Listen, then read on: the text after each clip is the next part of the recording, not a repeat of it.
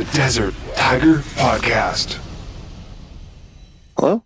Hello, Sean. How's it going? Good, how about you? I'm doing fantastic. Having myself a beautiful day, so I cannot complain at all. That's great to hear. Yeah.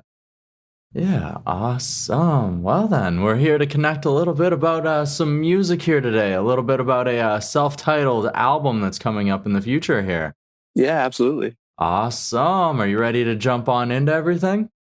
Yeah, let's get going. All right. Sounds good to me. So before, of course, we get to this self-titled sophomore album, I want to lead a little bit of a foundation for the listeners here, lead a little bit of a story so we can get through the singles and everything too. So Yeah. I'd like to start with your debut EP, Echo, which released at the beginning of May 2020. So a little while ago, and it found some success, but of course, the EP was released probably about a month and a half into everything shutting down. So that sort of adapts plans quite a bit. So how did you sort of move forward from there? Because you did find some success with this EP. So how did you sort of navigate these waters?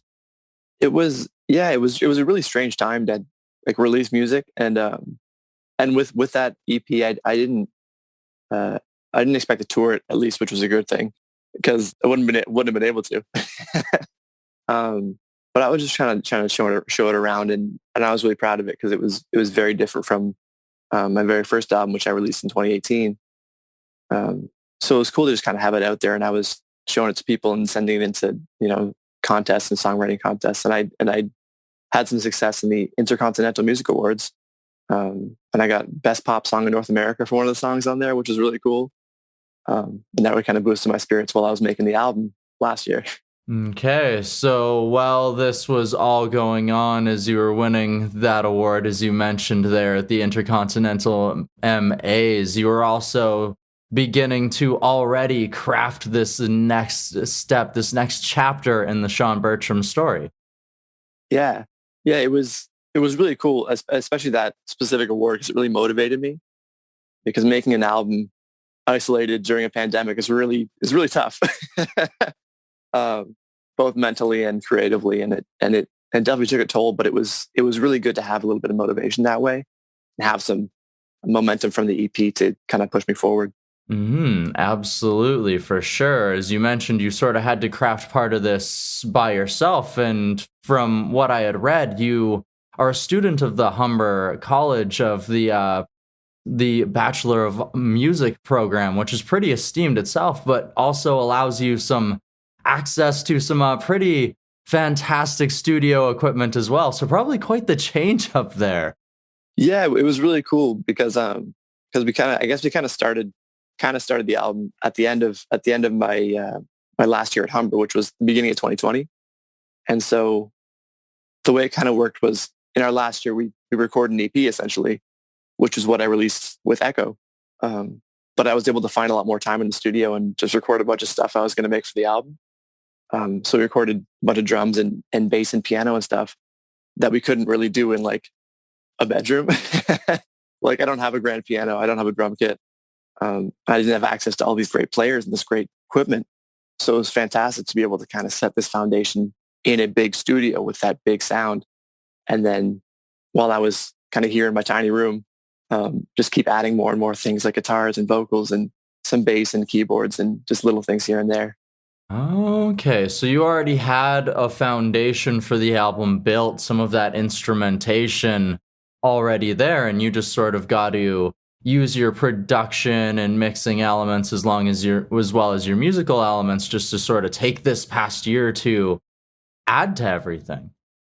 Yeah, it was a really fun experience because I'd never kind of taken point on a project this big before in terms of like production and mixing.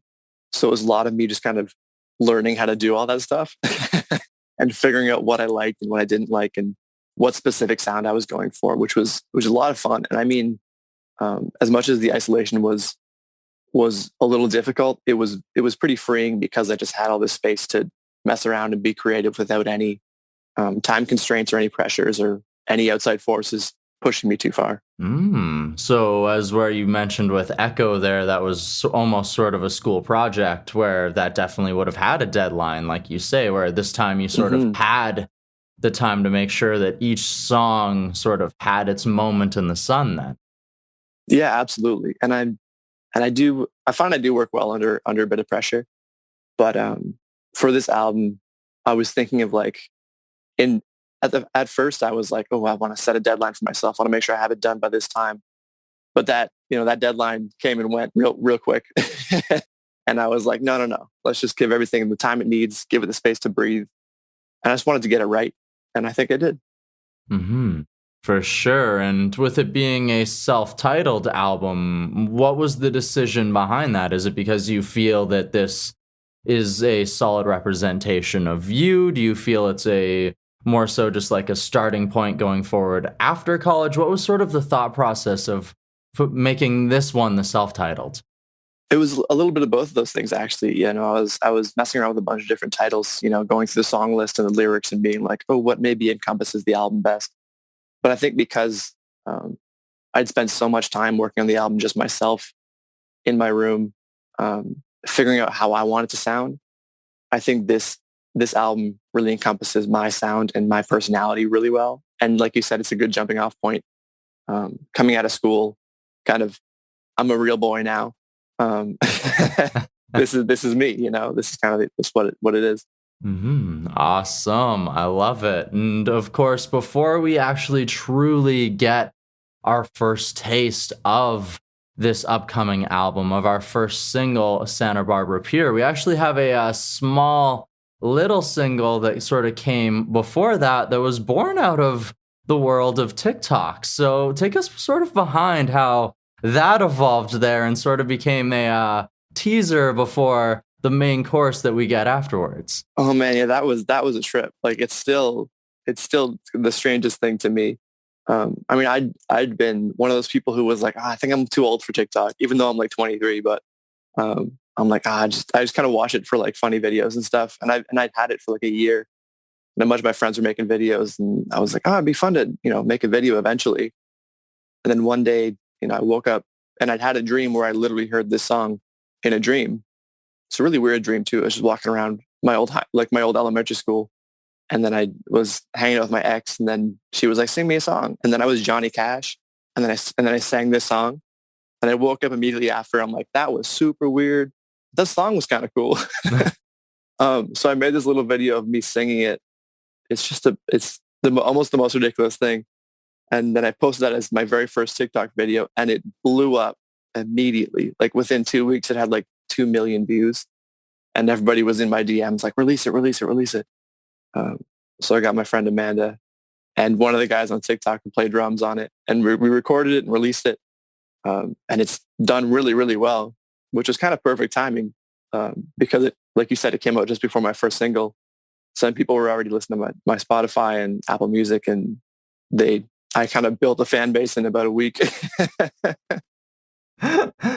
Just, you never know what those moments are going to be, right? So sometimes you just have to take it and run with it. And it's sort of amazing how, like you said, it sort of built up a little bit of a fan base right before we go into launching this new album, which our first taste of it came at August 6th with Santa Barbara Pier, which is a fantastic track to sort of jump off into it with a incredible listen, very poppy, but tons of emotion, and like it's very driven, and I just love this tune. Thank you so much. I really appreciate it. Can you take us a little bit behind exactly what the track means to you yourself? Yeah, it's kind of gone through a lot of different phases, kind of emotionally, I guess, but it's about what it feels like to be in a one-sided relationship where you're, head over heels into somebody, and they're there, but they don't necessarily feel the same way. And it's kind of about just waiting for them to come around, and you know it, like that they don't feel the same way, but you still just kind of need them. So it's a lot about that, and it took a while to kind of get there because I was kind of skirting around it for the longest time when I was writing it. But it started out just like as a voice note of me saying, I went down to Santa Barbara Pier. I didn't even know Santa Barbara was a place. I didn't know that it had a pier. But it's one of those things that like sometimes you just get random words in your head and that just fit with the syllables, fit with the song. So I kind of just went with it. Who knows if maybe it was just a phrase or some words that you had heard at some point in the past that just randomly popped up because, like you said, didn't know, and then to know that like has a peer too is just like, yeah. what are the odds, right? Yeah. Oh, it's fantastic, and obviously, definitely a little bit of a difficult thing to dive around to put into words with that sort of emotion because, as you say, you sort of in that sort of situation, you feel like you need someone, even if it's not necessarily the truth. You've sort of built up this ideal of them and you see the best in them, even if necessarily they aren't giving you that best. Yeah, absolutely. And it's like you said, it was tough to kind of wrap my emotions around, but I found a little bit of trick to do that when I'm songwriting is to make it sound happy and then kind of put the sad lyrics in there. Okay, I see how it is. Definitely like lead them in with one and then catch them by surprise. Absolutely. It can't be all sad. I mean, come on, right? Yeah, you know.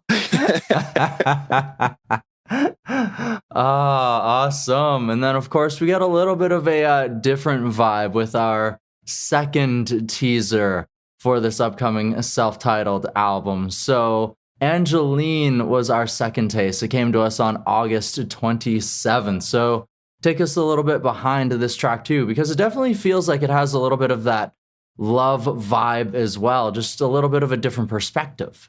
Yeah, absolutely. And it's also one of those things where it's kind of about being in a tough relationship. Because this one came out of being in a long distance relationship and kind of how hard that is to maintain. And I was really excited to write this one because this one came to me very quickly. And it's kind of the same thing as Santa Barbara Pier, where I mean, I don't know anybody named Angeline. I don't know if I've ever heard the name before. It's one of those things that kind of there's just like word just pops in your head. I'm like, oh, that sounds like a nice singable name. And then it kind of morphed into this very personal representation of what that long distance relationship experience can be like. For sure. It's definitely a challenge because especially in this social media age where one might think that it would make things a little bit easier because you can stay connected all of the time, but sometimes it adds a few more worries to the process as well. Absolutely. And I touched on that in the song too, about how that can kind of bring about doubts in the relationship because you have this kind of constant connection, but it's not the same. Like it's not what it should be in a relationship. So it's just tough to maintain. Absolutely. So a couple of different perspectives on love inside of this album. And of course, Sean Bertram, the sophomore, self-titled album comes out on September 17th. It was released or announced recently. So what else can we sort of expect coming our way here with the album dropping soon? What does the rest of the future of 2021 potentially hold here for Sean Bertram? I mean, who's to say, really? I mean, the way the past year and a half has gone, nobody really knows what the next couple months is going to look like, especially for like, touring musicians or even just playing shows in general. But I'm just really excited to have the album out and to share it with people, and hopefully people can connect with it. Absolutely, for sure. And I mean, I think definitely with the two teasers that we've had so far, I think that there will definitely be a lot of opportunity to connect with this album. And of course, you mentioned we don't really know what the future looks like with touring acts and otherwise. The potential of having live shows, I know some artists have had that opportunity. It might go away again, but there might be the opportunity to play live shows. So when that opportunity does come, how excited are you to take these new songs and perform them in front of an actual live crowd? Oh, I am beyond excited. That's the one thing I've missed in this, above all else, is just playing live music.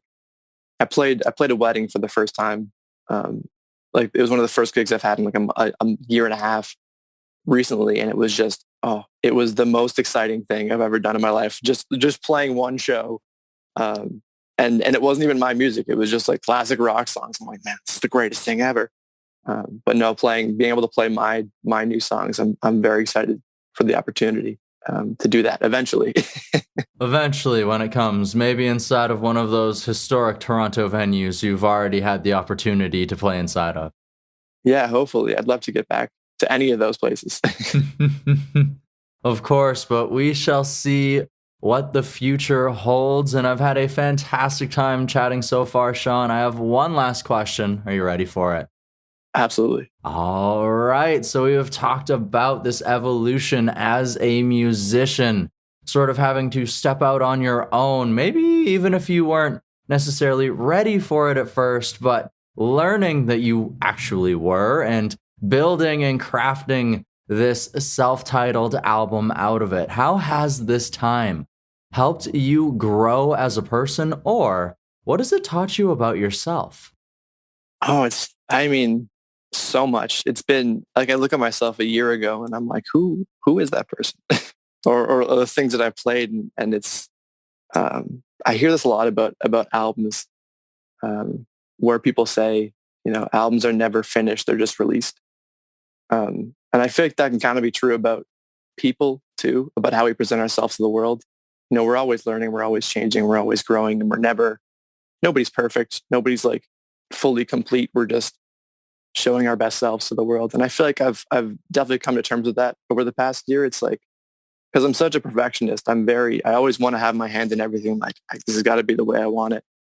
But I've definitely learned better to like compromise and just be like, this is the way it is, and that's the best it'll be, and that's great. Yes, learning that not everything can be ready. Nothing is perfect. So sometimes you just have to let that piece of yourself out there so that you can continue to grow rather than being stuck on that moment. Definitely. Ooh, awesome. Well, I love that lesson, and I thank you for sharing it, as well as this discussion here today on the Desert Tiger podcast. Thank you so much for having me. This was a blast.